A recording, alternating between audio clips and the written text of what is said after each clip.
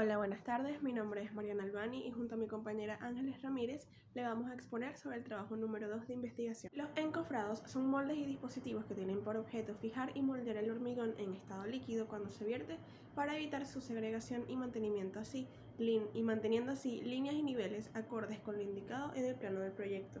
Los deslizantes son encofrados construidos con moldes, con pisos de madera, marcos y armaduras y que se colocan elementos metálicos estructurales como elementos de sujeción. Estos pueden ser desplazados a otras áreas a encofrar una vez fraguado al hormigón anterior. Se utilizan en estructuras altas como silos o torres. También tenemos el estilo túnel, que son encofrados metálicos en forma de U invertida que forman simultáneamente muros y techos con paneles soportados interiormente por una estructura de tubos. Los moldes son losas que entran en contacto directo con el hormigón y dan la forma deseada al elemento a construir. Dependiendo del material de construcción y su forma, estas reciben otras denominaciones como tableros, paneles, cajetones, entre otros. Las piezas de refuerzo son aquellas que contrarrestan la presión ejercida en el concreto sobre las piezas de moldeo. Según su función pueden ser traviesas, cepos, corbatas, codales, sunchos, entre otros. Las traviesas son aquellos elementos que impiden que se deformen los tableros y sirven para el ensamblado de los mismos. Los cepos son aquellas pletinas de hierro o de maderas colocadas en los encofrados de columnas y otros elementos similares. Tenemos también las pletinas de corbatas, que son cepos metálicos con doblez en uno de sus extremos por donde se introduce otra pletina, pasando cada pletina por el doblez de la otra formando un marco. Los codales son aquellas piezas destinadas a garantizar la separación correcta entre tableros, evitando la deformación al ser vaciado el concreto. Los camones son aquellos elementos que forman los marcos para columnas circulares u otros encofrados. Se componen de dos tablas ensambladas por medio de traviesas. Los tensores, a su vez, son aquellos elementos principales de resistencia, generalmente de alambre o cabilla, que son usados para sujetar los tableros. Los sunchos son aquellos arcos circulares o similares que se colocan alrededor de las columnas para contrarrestar el empuje del concreto sobre los tableros. Los parales son aquellos elementos formados por listones colocados en forma vertical que permiten que los tableros para encofrar muros sean clavados sobre ellos. Los largueros son aquellos elementos formados por listones colocados en forma horizontal que permiten que los tableros para encofrar muros sean clavados sobre ellos. Los tornapuntas o las tornapuntas son aquellos listones inclinados que se colocan para mantener la estabilidad del encofrado en piezas verticales como columnas o muros. Tenemos también las piezas de soportes y apuntalamiento, que son aquellas que reciben las cargas producidas por el peso propio de los moldes, así como también del concreto que se habrá de vaciar. Según su función pueden ser puntales, muletas, guías o cuartones. Las puntales son aquellas piezas de maderas o metálicas colocadas verticalmente o inclinadas que son generalmente usadas para soportar los encofrados de losas y las vigas. Las guías, que también son conocidas como secciones transversales o varillas roscadas, son elementos colocados en un ángulo recto entre sí y sobre lo que se apoyan los moldes de losas y vigas de grandes dimensiones. Las piezas de arrostramiento son aquellas que proporcionan estabilidad y garantizan mayor seguridad que las piezas que conforman los encofrados, ya sean los propios moldes o los puntales. Generalmente son cuartones o listones de madera, tubos de hierro o piezas metálicas. Los arrostramientos de puntales es aquel que se construye con los elementos en forma de una X o en forma horizontal, colocando las riostras perpendiculares entre sí. Y por último, los arrostramientos de los moldes, que es aquel que se hace en el encofrado que no lleva puntales, como en el caso de las columnas y otros elementos parecidos. El arrostramiento podrá ser en sentido horizontal, entrelazando los elementos entre sí, o por medio de los materiales. La madera encofrado. Esta madera para encofrado debe tener una consistencia muy blanda para que pueda clavarse fácilmente sin grietas. El tablero no debe torcerse y debe mantenerse húmedo para que el tablero no se doble. Las tablas de respaldo deben ser de una madera mucho más dura debido a su función y no retienen la humedad.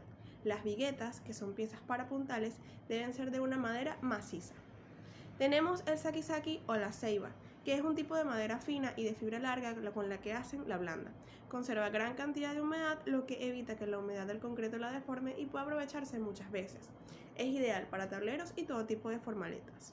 El moreillo o la aurora es una madera semidura con pequeñas vetas regulares que se utiliza para guías, parales, puntales, entre otros. No se recomienda su uso en tableros ya que el clavado es muy difícil y tiende a agrietarse y a doblarse con facilidad, lo cual es poco eficiente. Los manglares, que es una madera muy dura con gran retracción y se utilizan para accesorios. Y también tenemos el montaje y el desmontaje. Cuando el montaje y desmontaje de los encofrados se realice íntegramente con mano de obra, los tablones y demás componentes no deberán superar un peso de 35 kilogramos por operario. Se debe preocupar no abusar de esta cantidad. La madera debe estar libre de muescas que puedan... Tenemos dos tipos de requisitos de diseño, que es la separación y cantidad de traviesas, que dependerá del tamaño del encofrado teniendo en cuenta la presión del concreto. El largo de las traviesas va en función de los diferentes elementos de encofrado. La separación entre las traviesas no deberá ser mayor a 8 centímetros de largo. Tenemos también las de seguridad. Por primero, el eje. Se debe revisar los ejes en el trazado teniendo en cuenta referencias, medidas y ángulos. Los moldes de cualquier material se comprobarán teniendo en cuenta que los troqueles estén colocados en la posición correcta con respecto a sus ejes. También la nivelación, que es la curvatura necesaria para que la estructura, después de desmontarla, mantenga su posición prevista. Y se debe verificar que los moldes tengan las piezas de refuerzos que garanticen la suficiente resistencia de los tableros para contrarrestar la presión que ejercerá el concreto al momento del vaciado. El apuntalamiento es donde los encofrados deberán estar apoyados sobre las puntales que se arriostrarán longitudinalmente y transversalmente, de modo que las cargas horizontales que se produzcan puedan ser transmitidas directamente al suelo. El arriostramiento se deberá comprobar que es suficiente para garantizar la estabilidad de los moldes y que estos estén suficientemente fijos. Cuando sea necesario apuntalar un molde muy alto, es muy recomendable utilizar unos andamios de acuerdo a la norma Covenin. Antes del vaciado del concreto, los encofrados se deben humedecer con el objeto de evitar que absorban el agua que contiene la mezcla del concreto. El desencofrado se realizará con sumo cuidado para no dañar el encofrado. Se comprobará que el encofrado no ha sido desencofrado antes que el hormigón haya alcanzado la resistencia necesaria para soportar. El desencofrado se debe utilizar sin sacudidas violentas. Las columnas se deben desencofrar antes de desencofrar las losas y las vigas que las soportan. Además, es necesario cerrar la circulación de personas solamente que pasen las que sean necesarias para la... Para la segunda parte, primero hicimos los cálculos de cuántos tableros de 60 centímetros de ancho por 1.2 metros de largo se requieren para el encofrado de una losa maciza que mide 24 por 12 metros. Este cálculo lo hicimos en 3 partes y lo presentamos en una hoja de Excel. También confirmamos todos los resultados haciéndolos a mano, los cálculos, y los presentamos en el otro PDF que se llama Cálculos y Planos. Ok.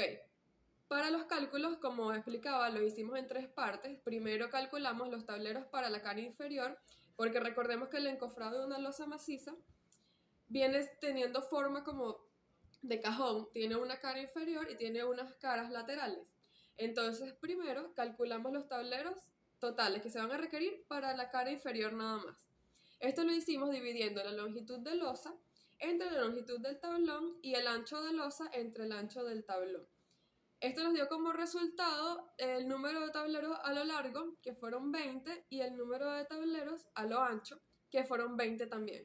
Multiplicando estos resultados nos dio el número total de tableros para la cara inferior de la losa, que sería de 400. Seguido a esto, calculamos los tableros para las caras laterales.